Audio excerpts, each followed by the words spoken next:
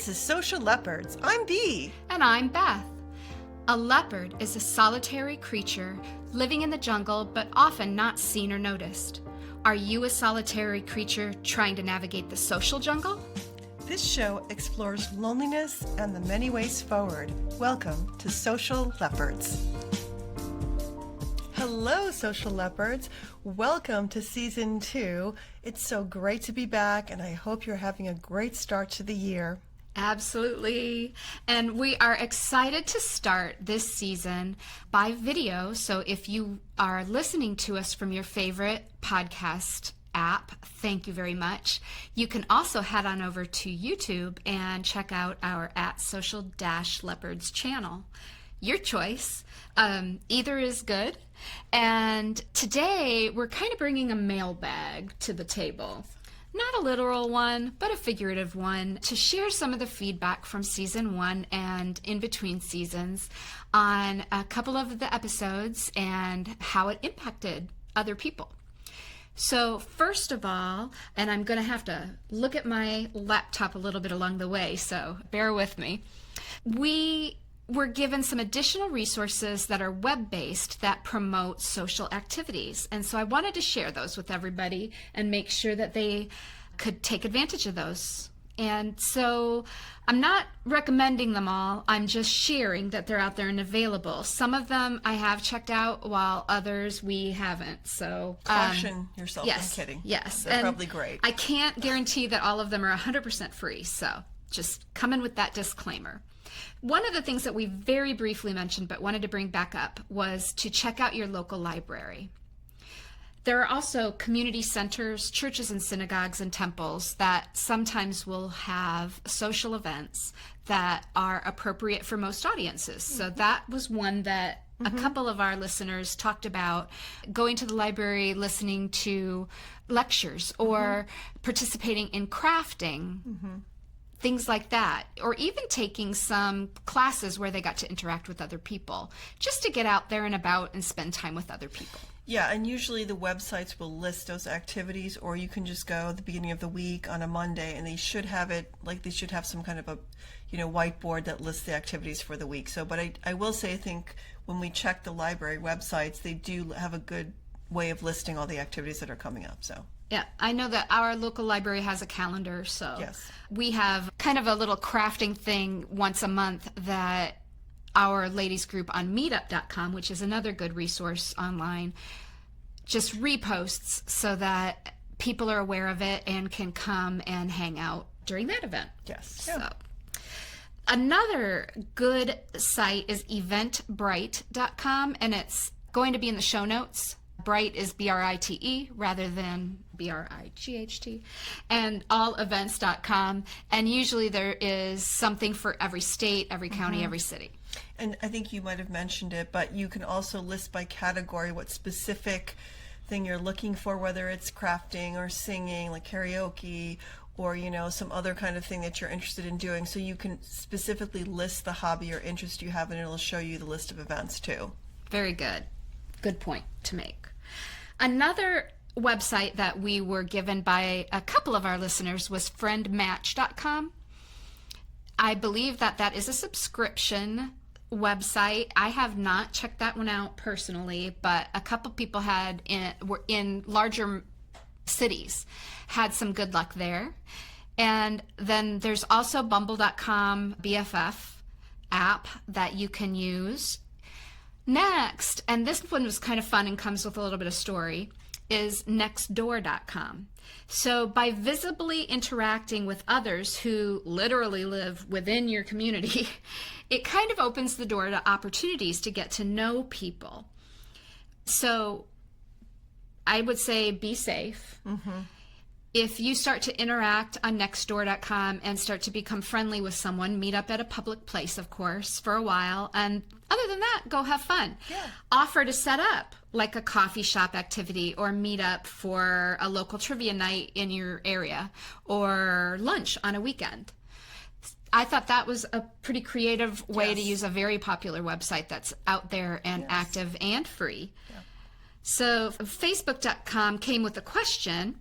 So I wanted to share that in the search box, if you type activities near me or events near me, and then the name of your town or your county and your state, that should bring up any groups that publish activities in your area. I did get that question that they went onto Facebook, but they weren't sure how to share that. So I thought, well, if one person's asking, there's probably more than one person out there that just isn't aware of how to look. And so I thought I'd share that. Or maybe even zip code. Yeah, zip code would probably work. Yeah. Yep. So joining those types of groups will give you access to those events and other activities in your area. Then the last one that was given to me is a little bit off the wall. It's called villagespaces.com. So if you really are in a spot where you're not ready for person-to-person interaction, this is one of those interim online activities that you might consider trying to interact socially and practice your social skills. It is a virtual city. And so you can go to a virtual library or a virtual coffee shop or sit at a virtual bar top. How clever. And talk to the other people that are using that app at that time. Okay? So that was all that from that one. I like that. Yeah, that came from like a bunch of people. And these are things we have never even heard of, so that's great that people share. I really appreciate that. Yeah, I have Nextdoor app and I get a lot of the stuff, but I don't really contribute or participate. I mean, I'll keep my eye out for a lost kitty cat or a dog or whatever when that happens, because there was a reward recently, $1,000 to find the lost cat. So I was looking for it for a while. I like seeing I like that more, that the cat was found or the dog was found. That's my favorite part. So next share is from our mailbag, and it's a question from Joe the Average, who asks, what do you know about neuroscience therapy? It seems to be talked about a lot lately, even on my social media. Is it legit?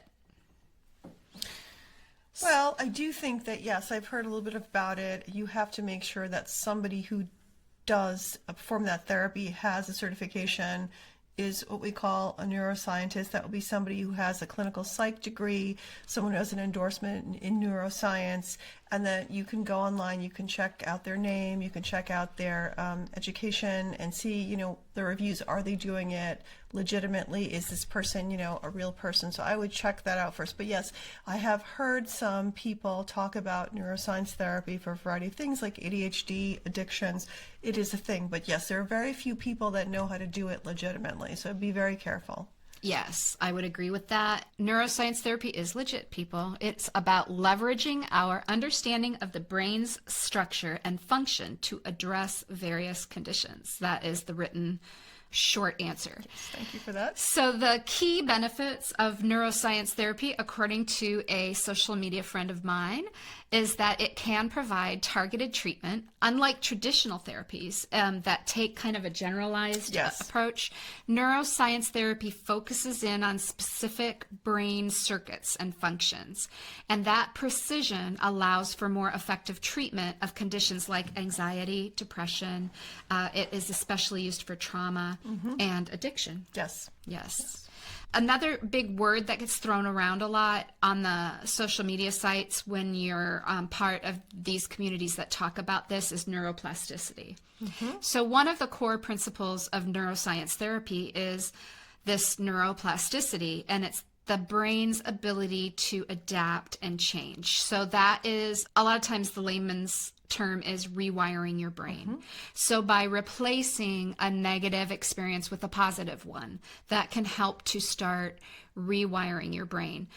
Starting a good habit to replace a bad habit, like staying up until you fall asleep instead of purposefully calming yourself down and going to sleep, will rewire your brain on how to start relaxing at night, things like that. And also I want to add that neuroplasticity lasts for our entire life, so it doesn't actually stop. So anyone can try the therapy and have benefits with it, regardless of your age, whether you're young or you're old or older. So it's a non-invasive technique. So there's neurofeedback and neurostimulation, so they're painless. The therapy types are painless, and they use your brainwave activity to help self-regulate mental states, and it's a drug-free alternative So I think those are another set of reasons why people are drawn to neuroscience, the lack of medication. Yes. It isn't for everyone, but it does meet a specific need. It's very personalized, and it's going to be on your unique brain patterns, and it enhances the effectiveness of the therapy and ensures that it addresses the specific needs of each patient. So by harnessing that power of that plasticity, right? And using those techniques, it offers a kind of an innovative approach to mental health care. All right. And as Bea said before, there are a lot of certificate programs out there that are like 30-day, get the certificate. And so you really want to do your research before you pick a person to help you through this, and make sure that they have some significant experience and hopefully are knowledgeable in more than just one form of therapy, preferably someone who has clinical knowledge and can treat you in a way that you benefit and you get kind of that whole package instead of just a one-size-fits-all approach. That's our personal opinion. This is an anonymous listener who wanted to share, and so I'm going to read it verbatim.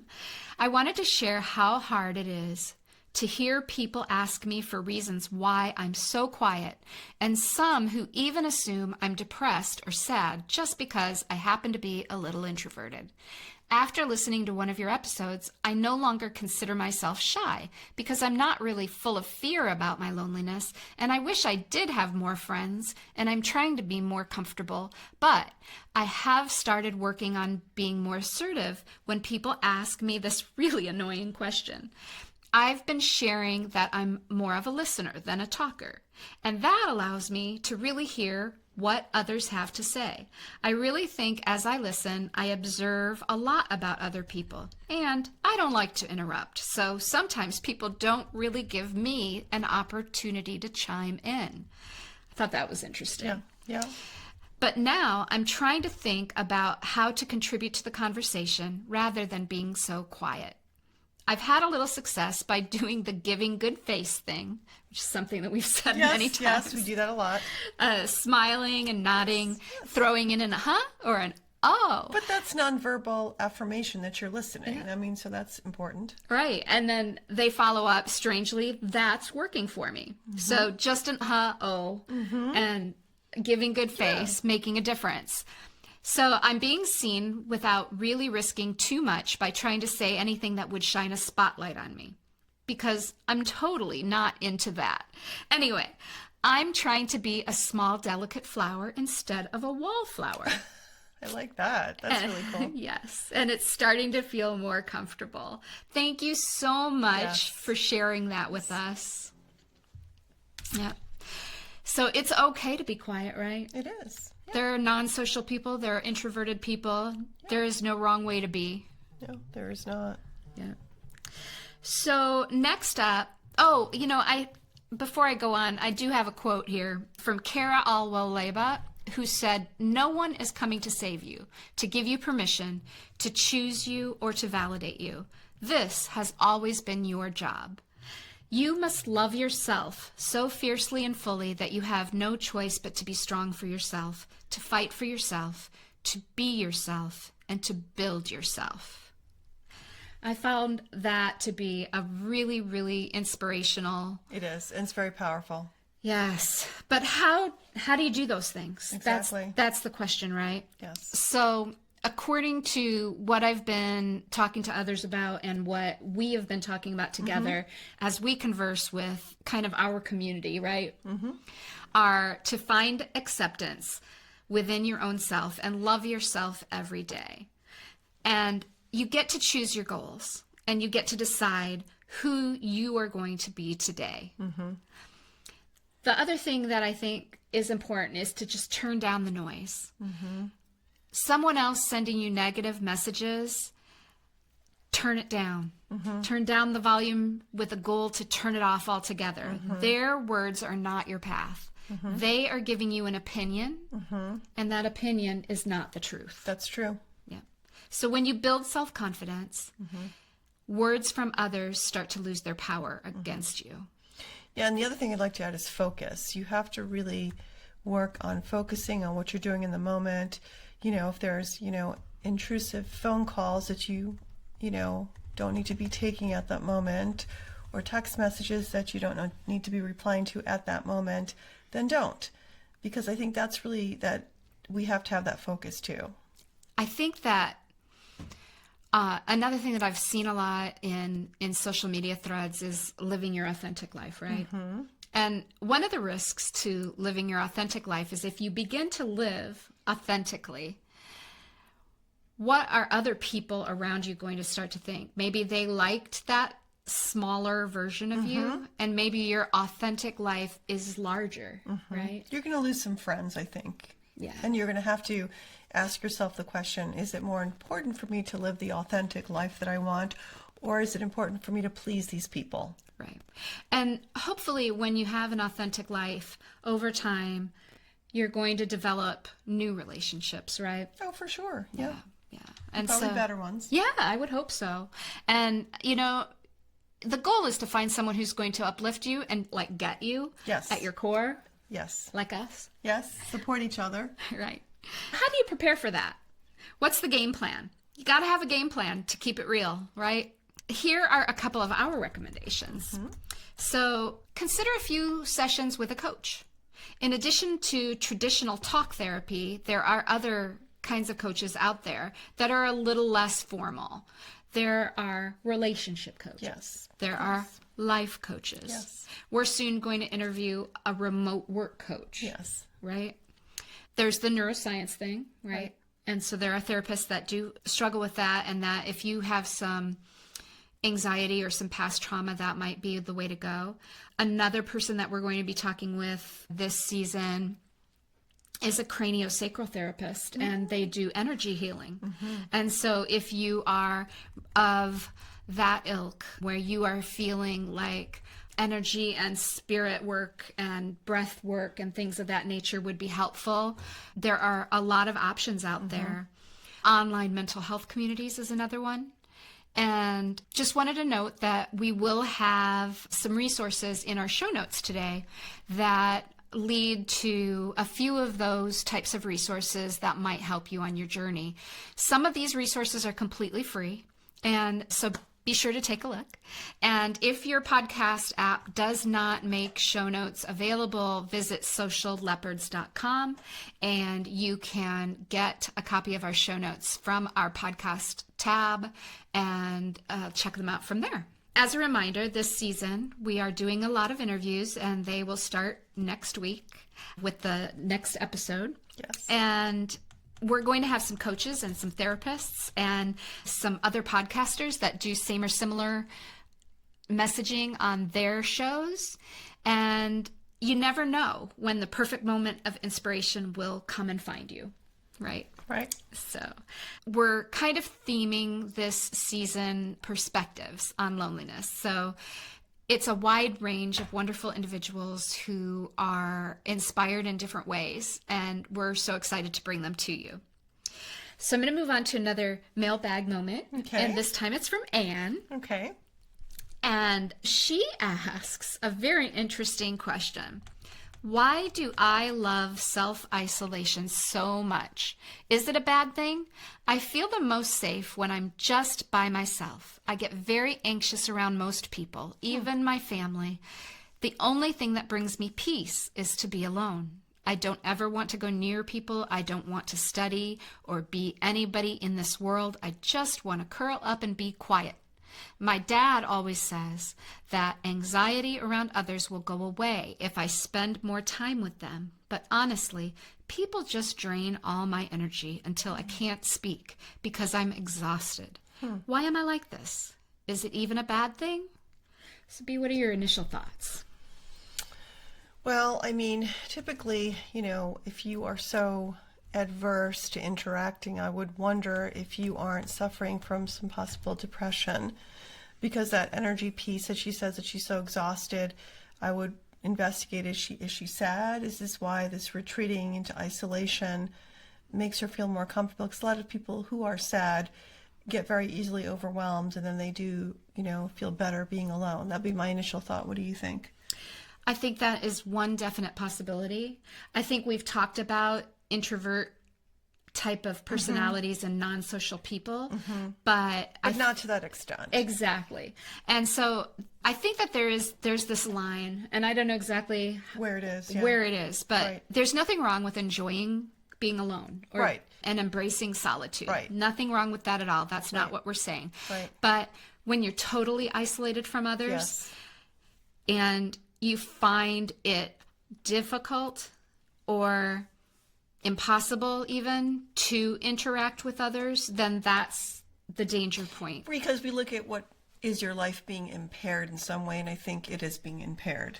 Yes. And it changes your brain chemistry over time. Yes. And then all of a sudden you're fearful of socializing altogether across the board. Yes. Right? Which can lead to all kinds of other mental health issues that can spring from that continued isolation, because we all need social interaction at some level. And we know, we've talked about this in a prior episode, that everyone has different levels of need, but there's definitely a need. Yes. So I guess, Anne, what I would say to you is to really kind of dig deep and try to find the root cause of why you feel the way that you feel, and determine where you are on that spectrum, right? Yeah. And I would actually even encourage you to try to find free online resources, the California Loneliness Scale. It's a very easy questionnaire to do, and see where you fit in that criteria and see if that gives you some more guidance. Yeah. And maybe it's possible to even find another friend who isn't super social. We hear a lot of people out there who feel similar to the way that you are talking about. And we know that there are a lot of people who do enjoy their solitude, and they are drained by too much energy from too many people who talk too much, right? So I think that the balance is finding someone else who just wants an occasional interlude, or go out for a quiet cup of coffee, or to even just read together at the local coffee shop, or do something that is not necessarily going to require you to expend that level of energy. Right? Yeah. Right. And I think that makes it a little bit easier to sort of see the possibilities. So that brings us to the end of today's mailbag. I hope that you found some inspiration and information that you found helpful today.